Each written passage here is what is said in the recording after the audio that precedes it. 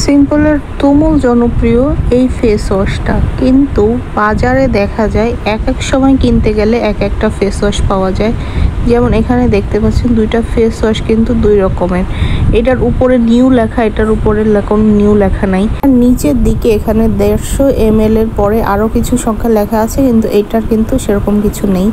আর এইটার পিছনের যেই হচ্ছে এটা একটা নন কমোডোজেনিক ভেগান প্রোডাক্ট সেটা লেখা, এটার হচ্ছে সামনে এটা লেখা।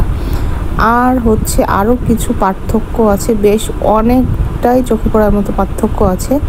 দুইটা যখন পাশাপাশি রাখবেন তখন বুঝতে পারবেন, কিন্তু এমনি র্যান্ডমলি ইউজ করতে থাকলে অতটা বোঝা যায় না।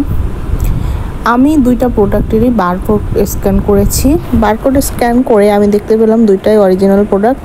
এবারে আমি ভেতরে ফেস ওয়াশটা টেস্ট করে দেখব আসলে কোনটা কেমন। তো দুইটাই হচ্ছে আমি হাতে অ্যাপ্লাই করলাম। দুইটাই হচ্ছে আমরা জানি এই ফেস ওয়াশটা জেল বেস এবং খুব স্মুথ একটা ফিলিং দেয়, স্কিনকে একেবারে ড্রাই করে ফেলে না ধোয়ার পরে। তো আমি এই এক হাতে একটা অ্যাপ্লাই করলাম, আরেক হাতে অন্য আরেকটা অ্যাপ্লাই করে দেখব।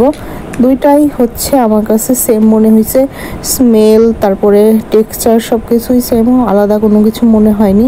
তারপর আমি আরও ভালো করে ডিটেল টেস্ট করে দেখলাম, সেটা হচ্ছে একটা 2021 সালের কপিরাইটের অর্থাৎ ভ্যারিয়েন্টের, আরেকটা হচ্ছে 2023 সালের ভ্যারিয়েন্টের। তো এই ধরনের বড় বড় যেই কসমেটিক্স কোম্পানিগুলো আছে এরা কিছুদিন পরপরই প্যাকেজিং চেঞ্জ করে।